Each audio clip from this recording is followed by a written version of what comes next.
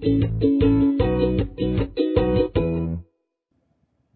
everybody, I'm Sami-Jo, your Monday Fictionista, and this week on the fabulous Fictionistas vlogs, we are talking about things that we were embarrassed to write but did anyway. For me, it was a really easy choice. If you read my book at all, maybe it was embarrassing for you to read it, and that happened to be the masturbation scene. Now, this is a female masturbation scene, and you'll have to read it to find out who it is with if you haven't already. But the reason why it was embarrassing, not just because female masturbation in general seems to be taboo in some respects, it's talked about a lot as males doing it all the time as like it's a normal thing, but if a female does it, ooh, oh my God, weird.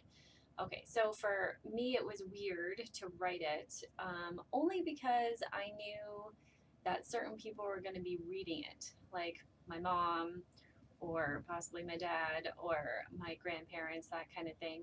And my mom actually said that she skipped over it because she couldn't handle the visualization, which was fine. That kind of makes me feel a little bit better. However, more embarrassingly, my grandmother did read it, and I didn't really get any detailed feedback, which I'm totally fine with.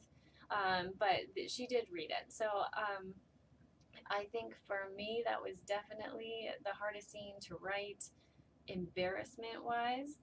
And I think in general, just talking about being a writer can feel embarrassing, especially for somebody who is a new writer or author, because writing isn't always taken very seriously. So when you're telling somebody you're writing a book and they're like, oh, yeah, sure, everybody's writing a book.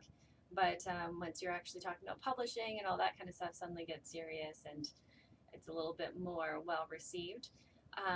So if you are picking up my book Soul Discovery, the first book in the Soul Seer Chronicles, then try not to skim either to it or over it, as it is a good part of the book and makes sense for the character as far as a release that they are needing because of the current situation that's happening.